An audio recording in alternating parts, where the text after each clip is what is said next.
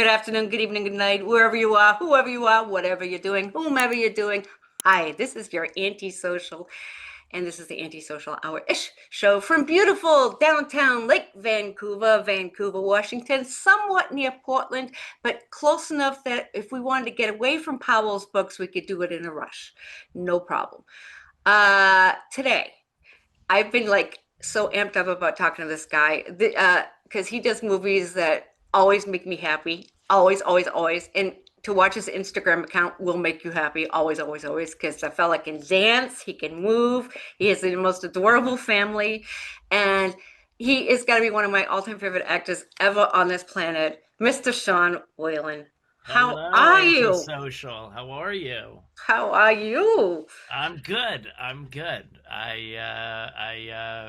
We stumbled with technology, but we're here. We're ready to rock. Etch a sketch. Etch a Everybody should sketch. have an etch a sketch. Right. That's what I think every computer should have. Instead of like a screen, we should just Exactly. go Yeah, done. just shake it. Yeah, and then The clear it grandma will up. know how to reboot. Right. That's the reboot. Yeah, that would be so. Wouldn't that be cool? And if Yes. we get them in our eyes, you just do this. Yeah. It Oh, would it's be, coming. yeah. Well, Oh, some bazillionaire just stole that idea from the show.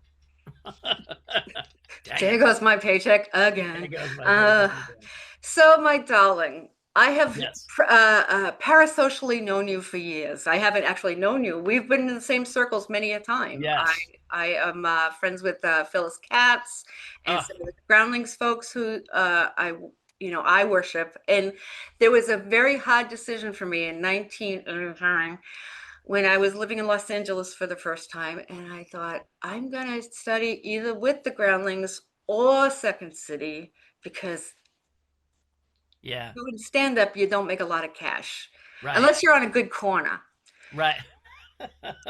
So, so You got a good stump in the square. yeah.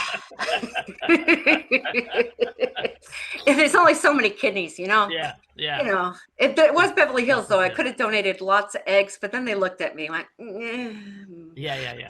Yeah.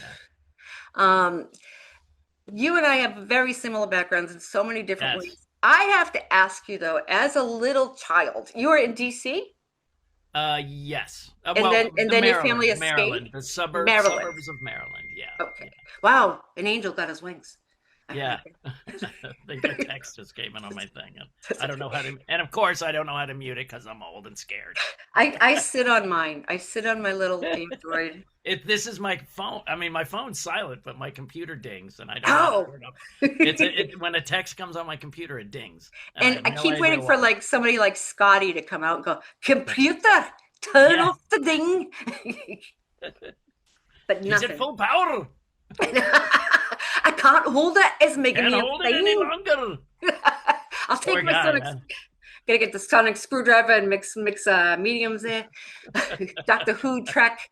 Um, I'm a Yeah, total. I'm not a Doctor Who person, but my wife is a deep Doctor Who person and turned me on to the world. So Oh, I get it. At first, I was so confused. I didn't oh, it is very understand. because this same person is played by so many different people. Right, but I mean, but just the whole. But then she made it. I did the David Tennant season. You know what I mean? So you go. See, I grew up Oh, with it, okay. but this is how my divorced single dad said, "Let's bond with the child. What shall I do? Sci-fi." So he Yeah. dragged me from summer camp to go see Star Wars, and he got me Oh into yeah. Doctor Who, and Nice. I Nice. didn't get him into Dungeons and Dragons. He got into Dungeons later, but we don't talk about that. We don't talk about that. Yeah. Uh, so you're a little kid on the East Coast. Yeah, I was born in pretty much the like half hour south of Baltimore, 45 minutes north of DC, and in the suburbs, and had a really it's Montgomery County, Maryland is ranked in the top 5 counties of education in the country year after year after year. So I'm very lucky. And we had a great theater department in high school. And my shout out to my high school drama teacher, Debbie Ryer, who took me to task and said, "Hey, you're good, but this is real work," and kind of said, "There's, I got the part of Renfield and Dracula, and of course I'm like, oh, I get to crawl around and cackle, and yeah, right. But then she said, no, there's a lot more going on here. He's trying to warn these people that Dracula's bad, but he's also scared of Dracula hurting him, so he does it in weird rhymes, and he's stuck between, he's in and I went, oh my gosh, like I never This is thought of deep. it. Right. This is deep, and lo and behold, it actually helped me prep for Roach and People Under the Stairs, because it was the same kind of thing, stuck between helping her and keeping them away. You know what I mean? That At the is same time. So I was kind of like, wow, that really helped me like 6 years later after high school. So this is pretty great, crazy because you right? still looked like you were in high school in People Under the Stairs. I would Well, have I thought you were was still in high school. 27. I was 27 playing a 16-year-old. Yeah. So Just like 90210 at the same time yeah, of life. right. It's just like the last season of Stranger Things with the walkers and the canes. Yeah. Meanwhile, they're all I'm a having senior. grandkids. I'm a senior. We know. Pass me the prunes. Right. Exactly. But yeah, that and then luckily went to UCLA and got into their theater arts program, and How was that? Was that a lot of fun? it was interesting. I got in a play immediately because they needed it was some guy doing his MFA play, and he needed a young looking person. Well, in 18 I looked like I was 12. Wow. So the part was of a 16-year-old, and I would have to literally just continue to vomit and not speak a word if I couldn't get the part, because I'm the only guy that looked young. The only in the callbacks, the guy that was next to me had a beard. He looked like he was a father of six. Yeah, Like, I was 14. yeah. He was he looked so manly, and I go, dude, it has nothing to do with your acting. If I have to be terrible not to get this role. So I did, and I got to work with the fabulous Daphne Zuniga from Spaceballs. And Oh, I know, she's plays. amazing. Yeah, and me and her did this play together, and then I got a lot of heat, like the Eric Stoltz movie Mask had me read for a role, and it was too much. And then there was a lot of, like, people got mad at me because I was only a freshman getting a role, and most of the roles went to juniors and seniors. And I was like, this is weird. Like, I came from Maryland, and and I was totally snobby. I didn't want to build sets or anything, which you're supposed to do. So I left the department, and I think all the heat that came from me so quick, I wasn't ready for it. It was too much. And so I took a few years to just, I basically had a revenge of the nerds. My good friends from my dorm, we all started a fraternity. By the end, we had a house and the whole thing. And UCLA is a great place for everybody who's never been to West Hollywood, where UCLA area is. It's just like the place. It's beautiful. So then I went into the Groundlings in '87. I started in '87. That's when I started Second City. 87? 88, yeah. Yep. Yeah, I started January of '87, and back then you could get through, so I got through, and I was in the Sunday show by '89. Wow. And, 2 years for the Groundlings program. That's unheard of. And I did the same thing at Second City. They had levels, and I was in the first level, and then they put me in the fifth level. Right. You could jump ahead. Which was... Yeah, see, Groundlings, they wouldn't let you jump ahead. They just, A, didn't have as many steps, and B, just didn't have these huge windows. Now it takes like 7-8 years to get through the Groundlings program. Wow. And I don't get that. Like, I mean, what are you supposed to start when you're 15 or so? Like, I don't get it. Like, where's is it just too much competition to get into the next I don't know. section? I think, and you know this, when Second City, when Groundlings really when they became to be pathways to Saturday Night Live. Yeah. And all those people were killing it. Sherry O'Terry, Will Ferrell, Melissa McCarthy. They're all like coming in and they're at these places. Then it becomes cutthroat. But when we were in it before that, everyone. The only one was Paul Rubens and what's his face?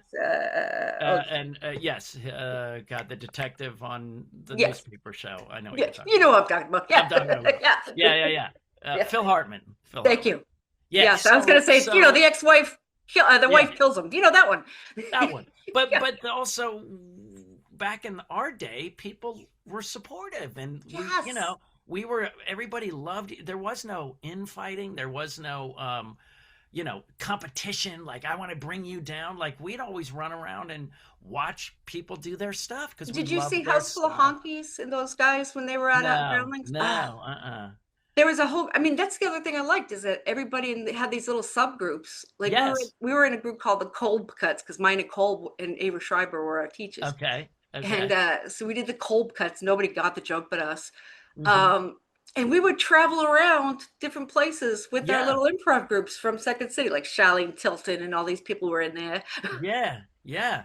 And I remember like Lisa Kudrow was in the Sunday show with me, but we'd all like go and watch each other, and Yeah, support each other. And then I think it just became very competitive. I just think when you find out that it's a breeding ground for Saturday Night Live, I think that changed it. And I yeah. think everybody got more competitive, but right when we were in it at the end of the 80s was It was such a sweet fun. spot. Yes, it was just so fun. And there was no like, Second City. Everybody liked everybody. You know what I mean? There was We no, had a ton of Groundlings people who Mayfair Theater is yes. where we had the Second City classes, and Yeah. when the theater was getting sold because the powers that be decided to do this thing called My Talk Show with a Okay. couple of the people.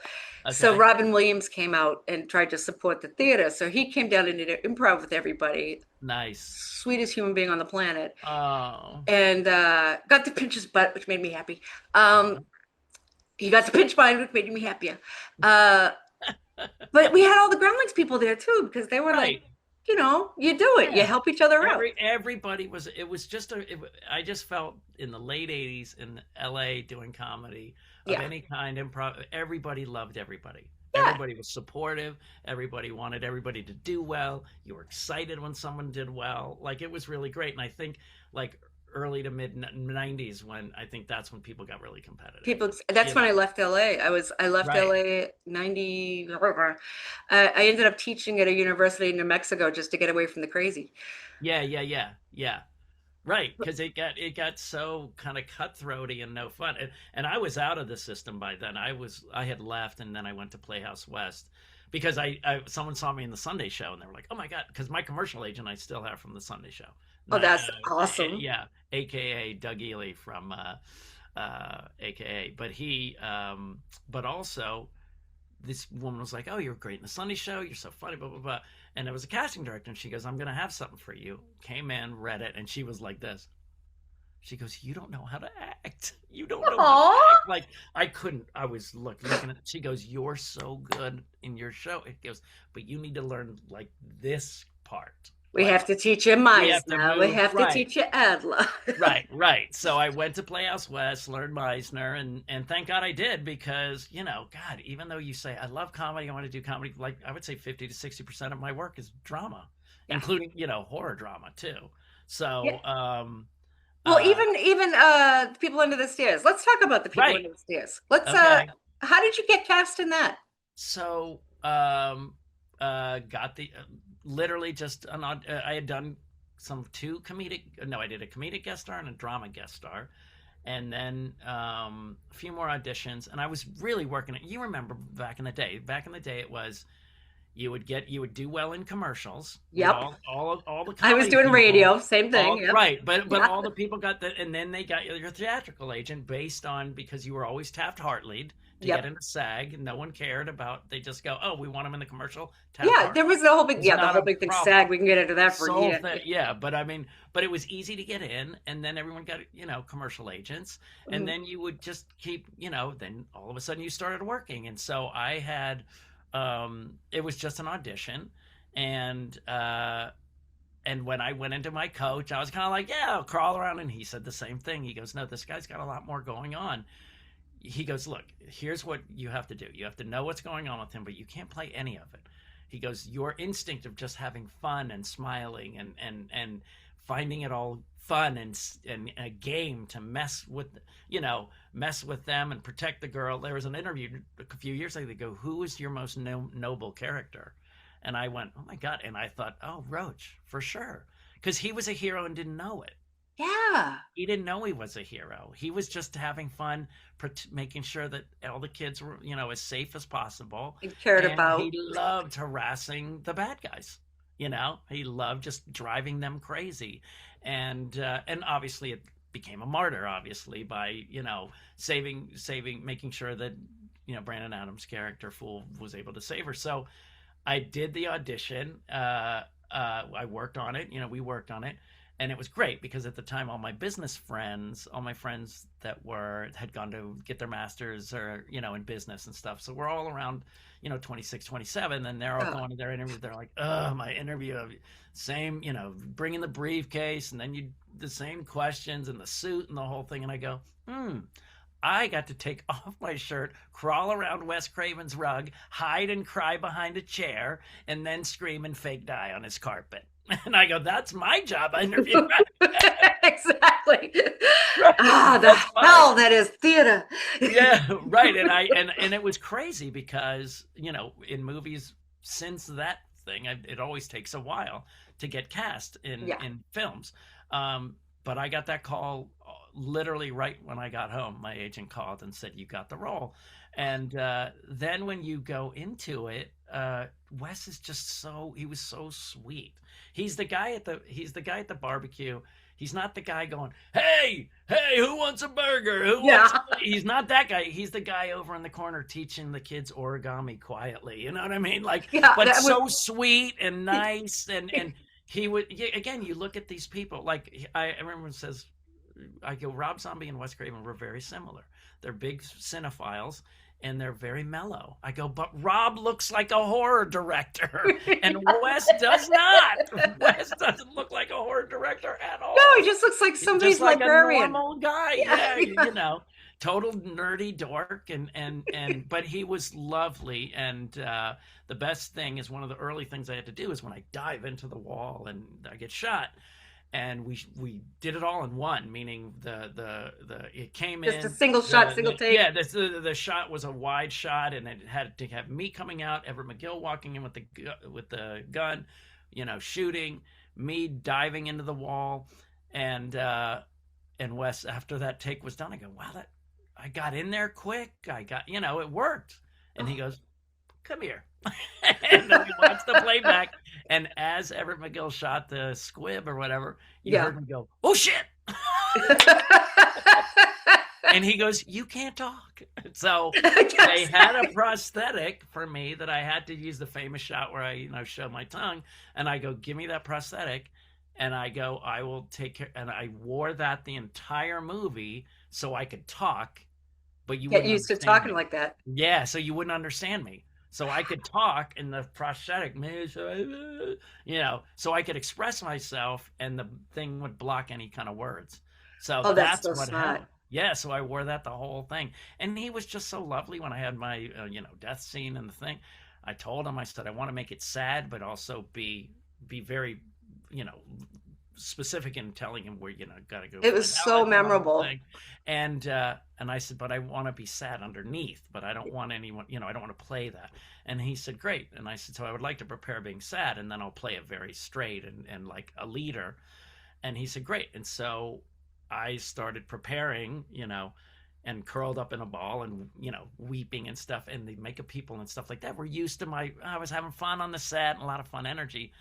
And they go, is he okay? Is he, And Wes goes, he's working. Sean's working. Give him some space. And I mean, imagine that. Like on a director actually giving you time to do your job. Yes. It was lovely. And I'm so proud of that death scene because he let me get to the place I really wanted to get to, So he was lovely. It was just lovely. It was so fun. I had a blast. And then essentially when Facebook came out in 2009 or 8, when they left the campuses and went wide, I just had so many friend requests, and my friend in New York goes, dude, those are your fans. I go, no, they're not. And he goes, just accept them. And I went, ding, ding, ding, ding, ding, ding, ding, like just accepted everybody. And then of course it was like, Roach, we love you. Will you come out to this convention? And I couldn't believe it. I could not believe it. So Roach. So then I started getting into horror conventions, and then you become a rock star when you do those. Yeah. So then you get into the horror world more, and because I started in People Under the Stairs, that helped me get, horror comedy because they knew me from comedy. So I loved Idle Hands and Idle Hands is such great. Seth such a Green and everybody, that is so fun. they're remaking it, and I there's some there. Look, that was one of the best scripts I've ever read. That's Seriously, cool. hands down. And and Hands and I and down. and the movie is, I mean, that script is so good that there were some things in the movie that I felt could have been better, but it was such a good script that You it don't want turned to touch it. into You're like, is a, that my? yeah, yeah, Yeah. but I do think that one could reach a new. I do think if they do a great job, it could be remade Wow. nowadays. I think, but the hardest thing for me would to recast, like, again, Seth. We'll talk off camera. Yeah. There's NDAs we talk. Yeah, yeah, yeah, yeah. There's a But director I'm but talking no, it to was next it week, and it's was like NDA, yeah, NDA. yeah, yeah. It was great. It was great. I mean, it was but we were number one for 6 weeks. And can you imagine, like, anything being number one for 6 weeks now? And and People it don't even go to theaters. It's like no. I'll just wait for to stream in my living room or my Yeah, and kitchen. then horror was not a big deal. Like, Yeah, if I was in a horror 6 weeks number one, I'd be huge right now. But it just wasn't respected enough or whatever. And they were like, it's a necessary thing to throw, but they weren't, you well, know. I think Adrienne Barbeau and Meryl Streep, Yeah, yeah, kind of the there you same to go. me. There you go. You But I think that's what I love about this Academy Awards, right? Finally, we're getting some horror people, and Amy Madigan and Sinners, which was just, the Yeah, best. Just and the such, festival circuit for horror is so yes, huge. rich Um, and did fun. you specifically decide to write a horror, or was that something that just kind of fell No, into so you? I wrote on some cartoons for Disney, because I mean, aren't you so grateful that one of the first things we learned was acting and writing? Like, Yes, yes. I am so sad because these kids will go, well, how do I be an actor? I go, there's no such thing. And they You go, why? have And to I go, know, and well, you have to it's either more be than a just reading a book. yeah, you have to be a director Yep. and an actor. You have to be a writer and an actor. You have to be a producer. There's no such thing as just an actor. Yeah, No there's way. John Carpenter music. You got to learn. Yeah, Yes. yeah. Yeah. Well, I When do you, animation, you see, and effects yeah, animation. So I had to learn effects animation, but at the same right, time, I was also auditioning for sitcoms for NBC. At the same right, time, I was opening up acts for, Bobcat Goldthwait. right. But that's the hustle, right? That's Yeah. the hustle. And I don't know what it is about people in that were here in the late 80s, early 90s. We knew that hustle. We knew we didn't, when kids, my students sometimes, they go, well, I need a nice apartment and a nice car. And I go, no, you don't.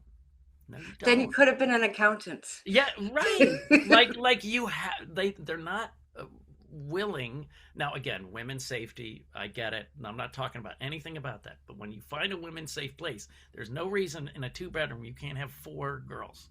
Right. Until you can afford it. Same Yeah. with guy. I lived with four guys. I took the bus to Groundlings. I rode a Vespa till I got a car. We knew we had to be broke. All of us were broke, right? We were all broke, Exactly. living in crappy And, places. and from one gig to another, when I try to explain this is your parents are always like they want to take Yeah, care of you. sure. So my dad would say things like, you could have gone into blah, blah, blah. Yeah, right, right, You were smart enough you were in the Navy, you were doing electronics. I said, yes, I was doing stand up at night too. So, right, what did that right. tell you, Dad? Well, the thing is, we all knew we didn't get those things till we earned those Yeah. things in our craft. And if we didn't, some people just gave up, which I understand. But now it's like, well, I need a really nice car and I need a very comfortable place. And I go, then you don't get it. I didn't buy a You're house till I was 60. Yeah, exactly. Right. I didn't buy one till very late in life and myself. And I had a roommate with a guy in my room for the first 5 years after, like, probably till 90, 91, That's cool. and then slowly me and my friend could afford to not have roommates. And then we just two of us and stuff. So anyway, like, yeah, it was really great, and I think it helped me get the other horror movies because people knew me from horror as well. But then getting into horror stuff, I was writing comedies. I was writing cartoons. That's For really cool. Disney, I did Pepper Ann. I did a bunch of shows that, unless you had kids, you wouldn't know them. I have But friends on, well, I went to school with Pete Docter and Steve Hillenberg. That we all okay. went to Cal Arts together. Oh, So, there you go. Cal so, Arts. Ooh, so I know a few nice. Disney folks. Yeah, Yeah. I did okay. So then when I was writing my first, I'd written other dark comedies, and like I said, I wrote one about my fraternity days. I wrote one about Sam Lloyd. God bless him. If you're a fan of Scrubs, he was Ted Yes. on Scrubs. He was Ted, the bald. He passed away a few years ago during the pandemic. But he and Yeah. I, he came up to me, and you would do the same. He walked up and goes, "I got the greatest title. We got to write this movie." I go, "What?" He goes, "President Dog. A talking dog runs for president." I go, "I'm in." You know Yeah, what I mean? exactly. And we Tap did me in. Let's great. go. Yeah, we did great. We actually got it up to the Muppets. They loved it. That corporation, and they actually, and then so we had to pitch them something. You would appreciate this. We pitched them the next Muppet movie be a James Bond parody. Frog, James Frog. Come Oh, that on. is so good. With Porky Galore. Oh my Come dog. That is on, so right? And the hilarious. Swedish chef is doing the souffle of doom. He's making the souffle of doom. And then of course Beaker and the scientists are giving Frog all his stuff, and Beaker keeps blowing up. Like, it was, they loved it, but they were just scared of the MGM rights and the Broccoli family that's had James Bond forever. You know what I mean? Yeah. And I was like, and they did like pirates, and it tanked. And we were like, dude, James Frog is so good. That would Like, have been it's such a perfect. great Porky Galore. Come on, man. Like, it was great. And so Porky I was Galore is writing such a great comedies, name. but then when I started to write Crust, it came from two factions. There was one that was a guy was a producer friend was like, "Man, we really need to make a horror, but they're so expensive." I go, "You're overthinking it. Just do one location, do a laundromat, and have a sock monster, a guy in a sock suit." Right. And they were like, "Oh, that's interesting." Then later, I got a divorce. I went through a very bad depression. It wasn't, luckily, me and my wife were not in love at that time, so we were done. So that, I can't even imagine being brokenhearted and also losing your house, moving into a new place. Been there, You done know, yeah, that. you've been there, During and a you have divorce. the divorced parent apartment, or the divorced apartment. So I felt like, I went through a bad depression. When I came out of it, people were like, "Oh, you should have had a pet." And I go, Yeah, "Well, how many pets can I yeah." And I was like, "What kind of pet?" I couldn't, get out of bed. I was panicked to make a, have? Right? I do have a, to feed it. yeah, Oh, right, can't right, feed me. exactly. So, right, right. So I just said, "Oh, that's crazy. I would have liked one," because I was really angry after my depression. I don't know why, and I really don't know why. And to this day, I'm still wondering. I think it may be that I felt ashamed of myself, or wasted time, or I don't know. I beat But myself up all the time for feeling yeah, bad. Yeah. right, right. Well, because when I think our generation, for some reason, felt like, if you're not feeling good, then you're not really living. If you Yeah. feel bad, you're not living. And Right. now I'm old. We're old enough to know. No, no, no. It's every bit of it. It's all of it. It's the Yep. good It's and the the bad. journey, It's as they say. right, It's the right. It's journey. the journey. Exactly. Yes. So then when I started to think of Crust, I was like, "Oh, this is it." And I called one of my friends, who is the funniest guy in the world, Jim Wald, but he's very, very anal about logic. So I said, if I'm going to do a crazy movie, I want to keep the world sane. Like, someone wouldn't do this within the world's rules, right? Right. So he was a great, and plus he makes me laugh like no other. And I set out, writing the sock monster movie.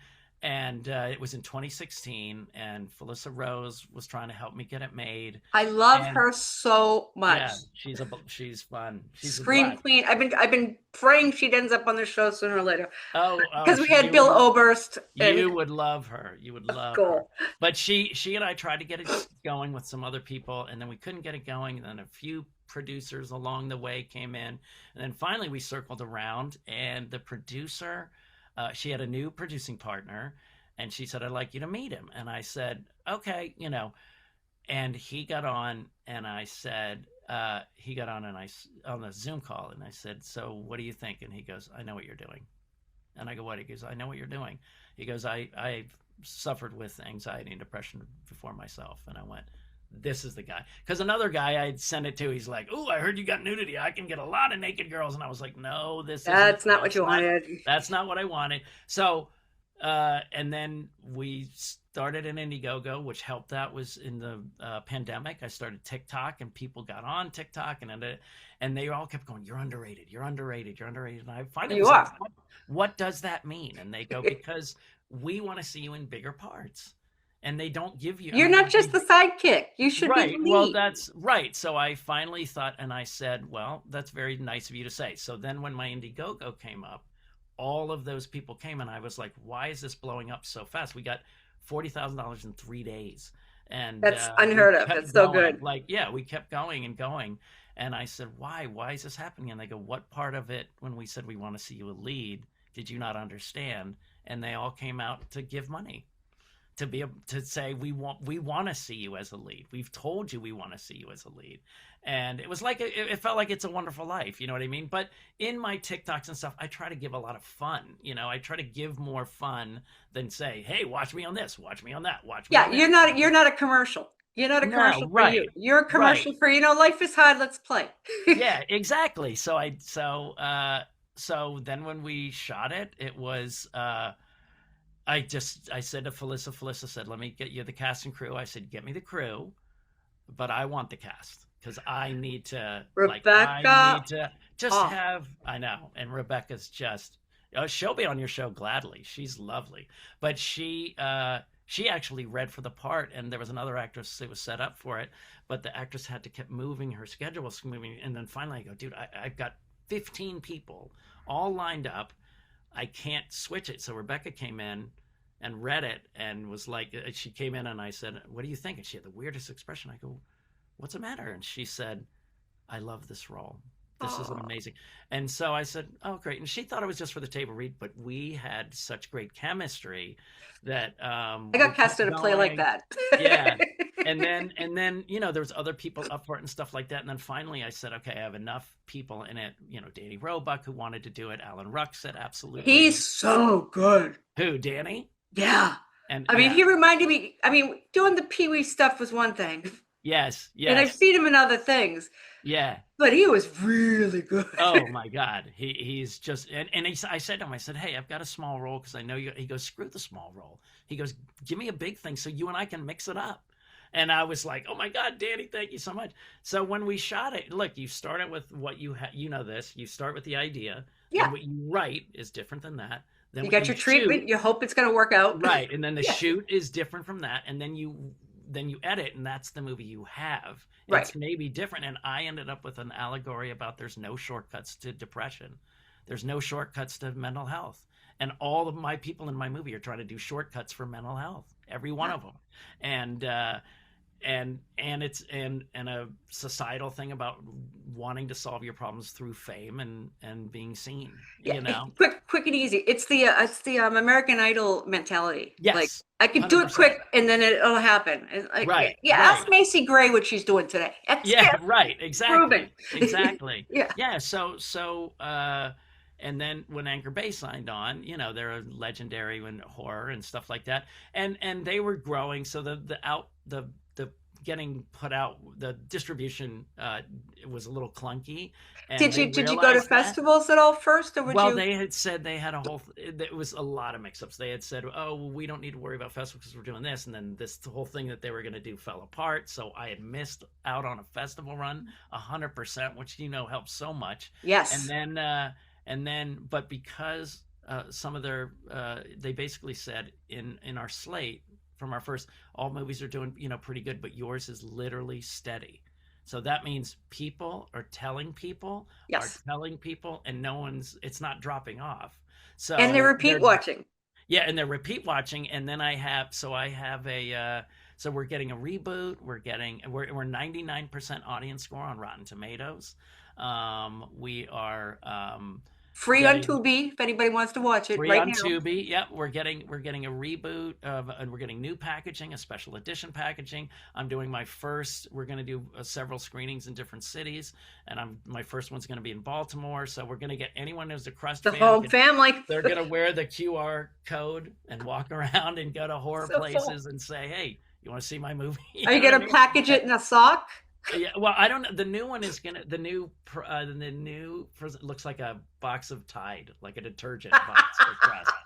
So it's gonna be really fun. So yeah, they're doing that, and then we're gonna do a laundromat tour. We show it at laundromats on a big That I love. screen.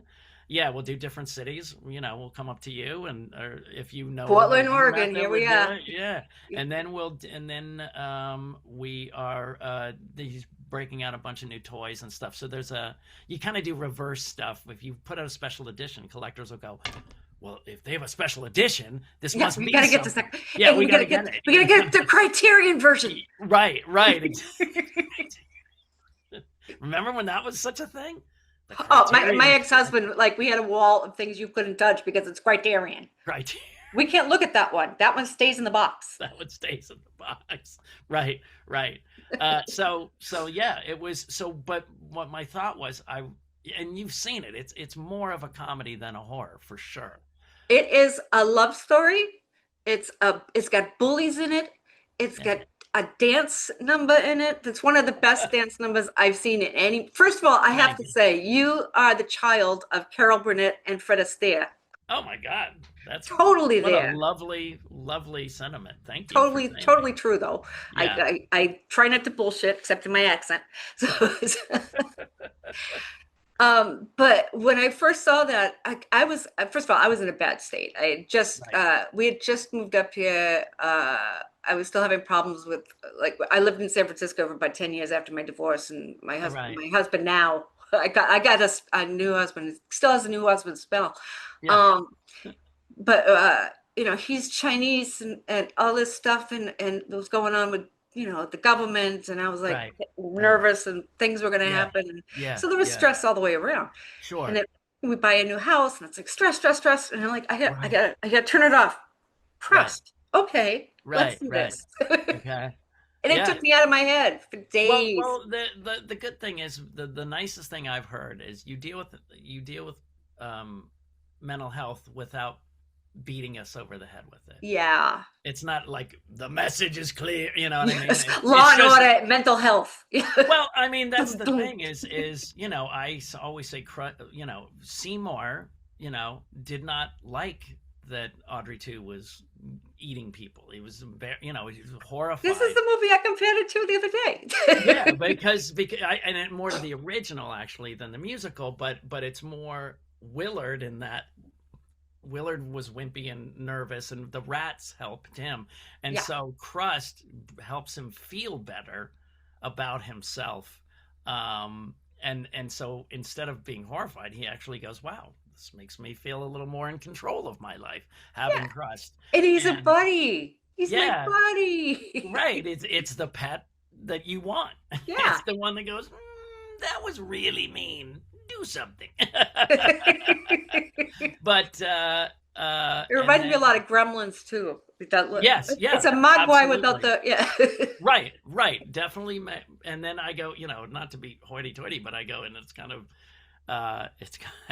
The Godfather too, because it's the guy going, I'm not going to be like that, and then he descends into like, you become exactly like that, and that it's the decline of a guy that had hope, and then so it's dark. But I have the trilogy, I have it all mapped out. I love that. I was wondering if you're going to have CRUSTy or like. No,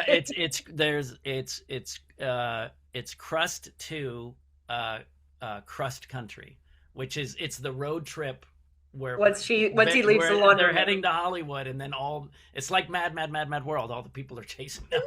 I love it. Yeah, I'm so excited. Yeah. So and that's the thing. I want more people to see Crust 1 that it can justify a Crust 2. That's all. So I've been pushing it, on my TikTok and Instagram and all that stuff as much. And I'm slowly getting people to see it, and it just crept up from 98% to 99% Rotten Tomatoes score audience. It's And gonna be it's gonna be one of the biggest cult classics of this decade for sure. well, it just someone just sent me the 100 best uh uh 100 best free horror movies that people are watching, and Crust was in the top 100 of those. So it's That's a good cool. start. Like, but that's what Anchor Bay is really good at. Thomas Embeck at Anchor Bay, because that's what a cult looks like, meaning it doesn't drop. It, Right. it just stays steady, and that means everybody's just telling everybody Well, about I'm it. just picturing the Rocky Horror group of the people that are going to be Yes, dressing as the yes, characters and going to the show and then doing the dance. right, right.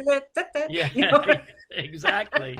So, but look, I knew, but then my next one is Swipe with Elaine Hendricks and Hannah May Lee from Pitch Perfect, and Ray Santiago from Ash vs. Evil Dead, and Rebecca is in it again. And me and Rebecca became partners after Crust because she was such a great director. She was such a great producer. She gave me such great, and I go, oh, show me your stuff. And she goes, what stuff? And I go, the stuff that you've shot and you're directing. And she goes, oh, I don't have, and I go, you're literally directing and producing in your brain. She had started producing. She did start producing. But I said, and me and Agent Bynes, Huh. Gabe, the twins, I said, Gabe, we're gonna write this movie for Rebecca, and he goes, great. So we wrote a really Yeah, fun he's one. also excellent. He's just, that When was he another shows one that was supposed to what be kind of so agent are nice. you? Real estate. What? Well, what was great is when we gave him the role, he came back and said, "Okay, this is what I'd like to do." Like, he shot his first thing on day 2, and then his last thing on the last day of day 16. But he had said to the DP, "I need to know if grease can show up on my sweatshirt in black and white." So they had a conversation. He said yes. So when he came in that day, he made sure he had the grease. And then, if you remember, he's eating his greasy Chinese food Yeah. as he's listening to stuff. And I was like, dude, you're a genius. And then he knew exactly how the brother was going to be. And, uh, little spoiler. Yeah. La, la, There's la, la. several. There's several brothers. There's Yes. several brothers. There's not just 2. There's more to come, and he's got them all. He literally has them all mapped out. Which one is this one? He's like, I have an effeminate army guy. I have like, they're all these Oh, like little he's a GI Joe. He's got to fill in his. right. Well, it's the connection, right? It's like the twin connection, but he has it with all his brothers. But look, I made it horror only because horror is the only thing that's selling right now. And I don't know Well, if you it's saw that. also a really good escape. I mean, right now we're Yes, living in a culture where everything is horror in real life. And right. the only way to get out of that is to escape. And this is the kind Yes. of, I mean, some of the movies that I absolutely adored. There's Evil Rent, no, Evil Okay. Sublet out of Is New that York. fun? Okay. Fabulous movie, Nice. hilarious about just getting a rental in New York. Horror movie, A horror movie. funny as That's hell. great. And the gal who's in it, Jennifer Lee Houston, Uh-huh. sings. She's got drag queens in it. She's got this whole thing at Oh, Coney Island. It is one of the funniest films. you have to send me the name. And I asked you off screen, but now I'm asking you now. Okay. What brings you? You've seen it 5 times, you said. Yes. What brings you back to it? Honestly, I think it's the charm of feeling like you're not alone in the world. Right? Like, like here is somebody who's going through. You would look at this character and you would, this is my brighter brain going. This fella is by himself a lot. He's got a job where he sees people every day, but he's not close to anybody. And then the Right. people that show up aren't nice to him No. at all. No. Everything expects something from him, but nobody gives him anything. Right. And that's my life. So, Yeah. so when I first watched it, there's one scene where you're rolled up in the bed, Yeah. and I was looking at myself, and I realized I was sitting in the same position, Oh, wow. and That's I said, amazing. Well, I that's the like. one thing I really wanted to get the anxiety and depression right. And the blood on the teeth, and then in we each actually shot my hair falling out, but it didn't work in the final cut. But that was a real day when I was I saw how bad I looked, and I was like, oh my gosh, this is terrible. And I curled up like that, and that was night one, because we did everything And in you the only did it bathroom in on night 16 one. days? 16 days, yeah. But again, one location is so helpful. Angel. Yeah. Yep, there's another text. Oh, here we go. All right. Um and then uh and then the my breakdown when they're like, you got to do the, and I just yell and scream and panic and have the panic attack. I remember coming out and going, Rebecca, go like, does it look like I'm having it? She goes, no, you nailed it, because that The was all amount of things I've trust you done. two have with each other, I Yeah, honestly thought, like, I hadn't seen a picture of your wife at that point. I hadn't looked at your Instagram at that point. right. And I thought you two had been married in real life because the chemistry Yeah. was so right. Well, that's the thing, when she got cast. So she's never gotten a romantic role. I've never gotten a romantic role. And so we both said, okay, this is our first romantic role. And we said, if the chemistry's lame, we're dead. So she was so great. She came down and she went into an acting class with me. Greg Binkley, who you would know, he was on Raising Hope. He was on Yep. My Name Is Earl.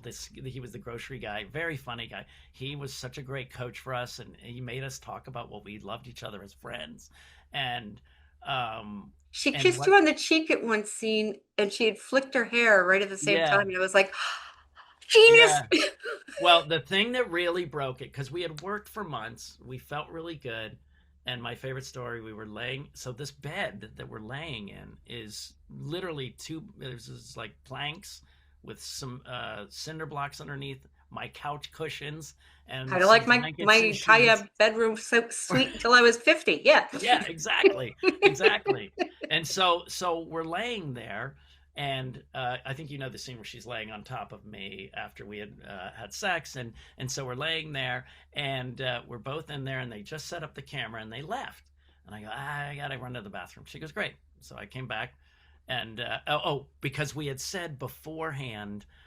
They go, when is it shooting? They go, oh, it's gonna be before lunch. We're like, great, before lunch. Then it was after lunch, and I go, she was like, oh God, after lunch, I just, and I go, why? I go, we're not, you don't see us from the waist down. It's not like we're bloating. And she goes, no.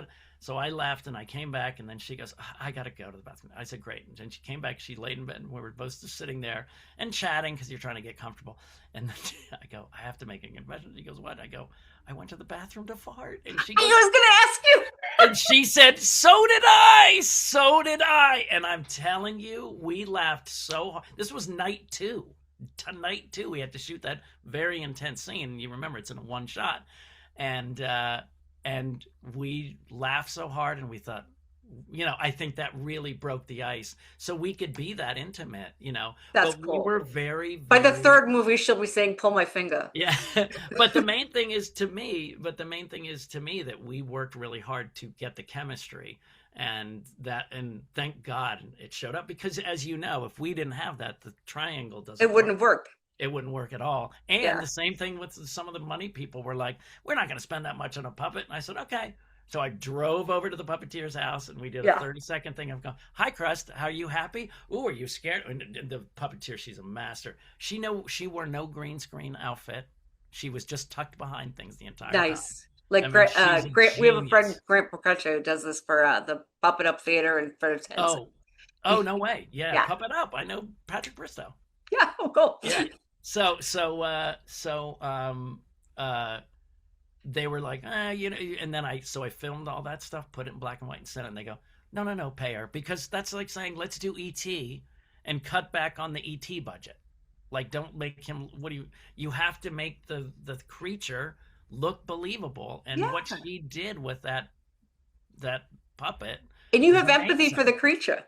Yeah, she did a great job. She made that creature her whole. And I remember that was really funny. Speaking of Rebecca, it was her first night, and it was the scene where we're making out, and Crust is looking in, and she's like, "All right, you got to go," and he's kind of slumps out. Get behind the dryer. And Rebecca had done. They did our side, and then they shoot Crust, and she's going, "Oh my God!" And I said, "What?" She goes, This isn't like." Looking at a tennis ball on a green screen. Yeah. You're like looking at she goes, he's adorable. Like, I feel guilty. Because that's the thing that people say, is that they're like, he's so cute. He's going to be a toy that you're going to be able to sell. Oh, I already have my Crust plushie. Are you Oh, kidding? good. I have a Crust plushie already. So yeah, I'm very proud of it. And then when we did our second movie, look, it hasn't been seen by enough people, and the Anchor Bay is trying to fix that now. But the when I did my second movie, two of the actors watched it. They had to sign on really late because of different reasons, and they watched it and they signed on. So I went, so right now it's a really good calling card, right? To say Yeah. an acting Proof of concept at is so least they there. know, I know what I'm doing, Yeah. right? Yeah. And so that's really nice. But yeah, and as the movies progress, hopefully people go back. Look, I saw Do the Right Thing, and I was mind blown. I Yeah. couldn't believe this, and I go, who is he? And I went back and I saw She's Gotta Have It, Oh, right? and She's Gotta Have It was like one of my all-time favorite movies. And I was Right. like, Spike Lee is my guy. Yeah, same Right. thing. Yeah. But I hadn't seen She's Gotta Have It. I'd only, but you always go back. So hopefully people will find, I think Crust will have its moment Yes. sometime in the future. It's You'll just be not on here yet. Stephen Colbert. Yeah, something like Yeah. I really think it will have a impact. And then we decided when we do it again, we will do it Indiegogo so people can be involved again because they Oh, really let me like know and being I will involved. pump it Yeah. up. Yeah, absolutely. So, but thank you for your patronage and thank you for your kind words. I tried to, because a lot of my good reviews are saying, "Oh, you balance comedy and drama and Well, I stuff." always knew you were smart. I always knew you Right. were smart because the roles you picked were always smart. Yeah. Well, I Um, didn't pick. Now You I were know here. we only have a very short amount of time No, left, no, so no. Please. but I did want to ask you, as a dad, Yes. entirely different, you know, Yeah. field. You have two beautiful girls, correct? Yes. Okay. 21 So, and 24. wow. Yeah. I forgot to have kids. I'm always amazed when people do, and then they're older. It's like, Right. what? So not still What's the matter? breastfeeding. Good to know. Um, when they see your work, are they as proud of you as you are of them?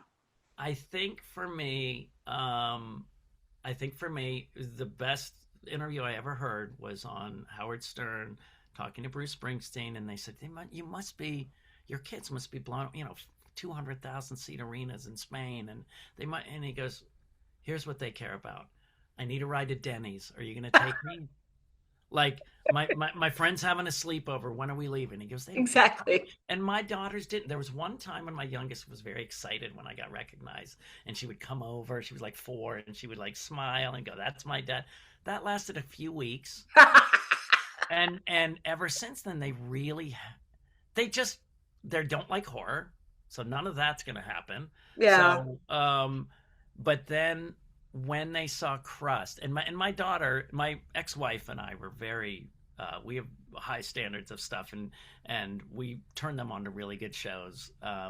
And so I know my daughters had this pretty high standard, and so when I saw Crust, I remember they came out and they both like looked at me, and they said it's a really good film. And I go, really, Oh. really, even when, because I thought the crusty socks, how the socks get crusty would freak them out or whatever.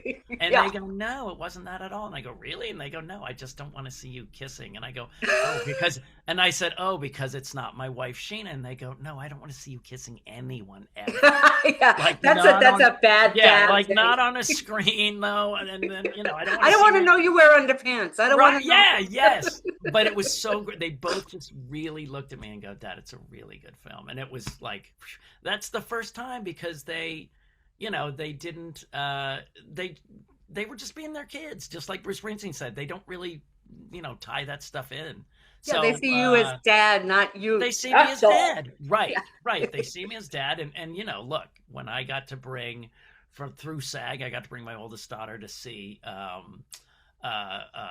Cynthia Erivo after a screening of Wicked. They got to see Tom Hanks and stuff.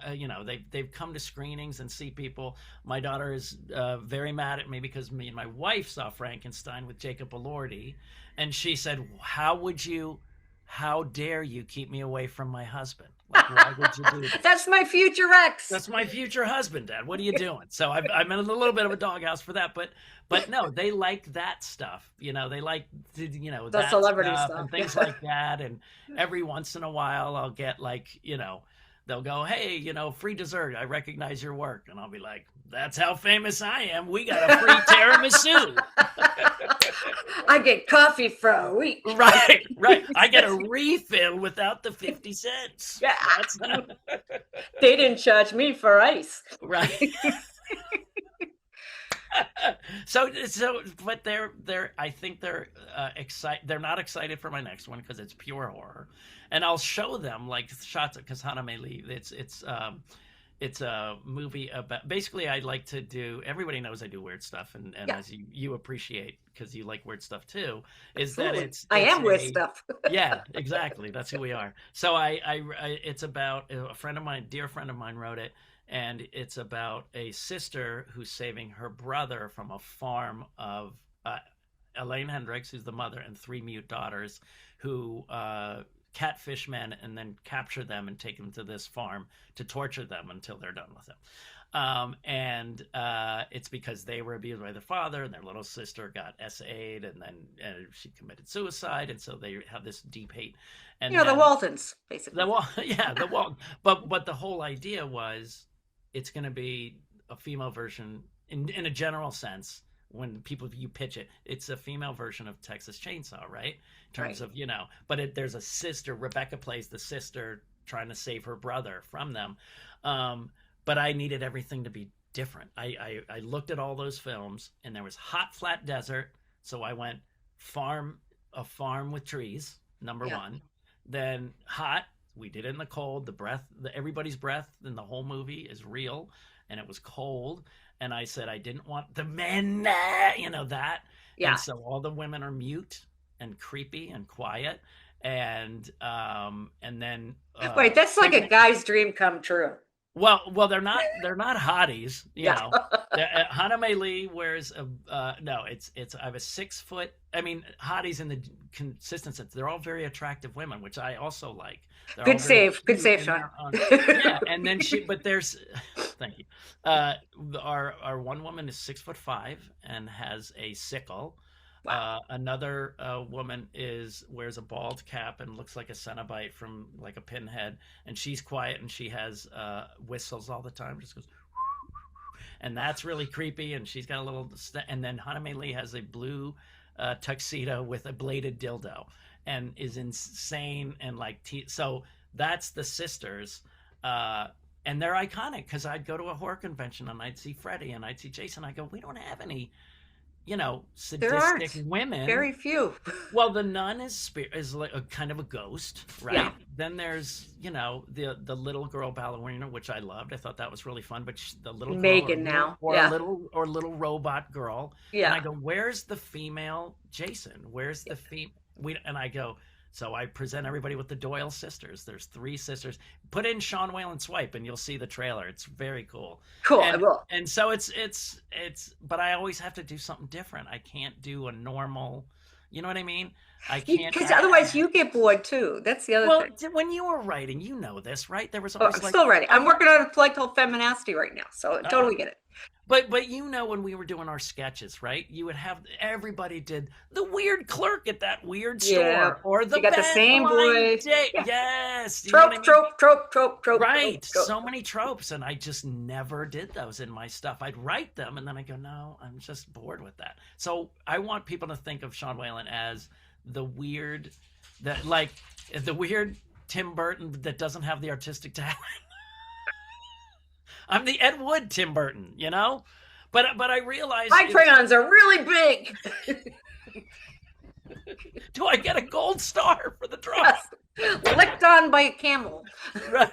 But I think the main thing is I think it's simply that I didn't know, because people said, why black and white? And it does hurt sales. It does. And for some foreign territories, they won't even look at it. But I didn't know why I couldn't. A friend suggested it. I never could let it go. And then I realized not only, I love Ed Wood is my favorite Tim Burton movie. I love Young Frankenstein, which is genius beyond all levels of comedy. And I go, but I love The Twilight Zone. and the Crust is an episode of the Twilight Zone. Yes, yes, I It thought that is. again, It's very much so. literally, Yep. you know. So I went, oh, that's why. I didn't even know why, but you know how it is when you're writing something, you can't put it down. You don't know why. Yep. And then you go back to it and you go, oh, that you may not even know it for a long time. Exactly. This is the lore that I was looking for. Yeah. Right. Like that's why I did it in black and white, because I'm a huge Rod Serling fan. And That's I beautiful. loved the Twilight Zone. And this is a Twilight Zone episode. It's For sure. really beautiful. And Yeah. everything about the movie is it is in my top 10, by the way. With Oh, American thank you. Splendor. Yeah. It's just Oh, up that's- there. Yeah. Well, this has been a blast. I need to come back with Rebecca. Well, when our movie is getting ready to be released. You know? Yes, please. Yeah. Let me go ahead and sign you off. Hold on just a second. Everybody, this amazing man is Sean Whalen. He is an auteur and an amazing director, writer, producer, and actor. And do check out next week. We are going to have Bill Russell from the horror movies. I can't tell you the name of because he said NDA. And we'll talk to and you you again. can follow me on TikTok, Instagram. We'll have and all of your Facebook. links below. Oh, good. Okay. Yeah, we'll great. do all that thing. Great. Thank you. Thank you, Thank you Sean. for having me. Thanks you for- so thank- much. Thanks for being had. Hold on just a sec. Thank you. Tinseltown is attempting to reboot another 90s sitcom. Randy Robbs is behind the reboot of A Baker's Dozen. But the whereabouts of his co-star Vegas are unknown. Aren't you going to do that show? Everybody who said they loved me and supported me left me alone as soon as that show ended. It's our anniversary. It's over! No more anniversaries! Excuse me, Paul? I'm Neela, by the way. Take care of yourself. Because there are a few nice people who give a shit. Just feels like I'm stuck here forever.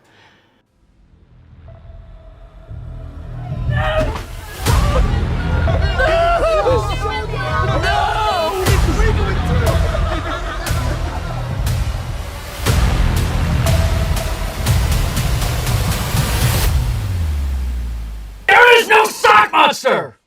Explain this. It's a sock.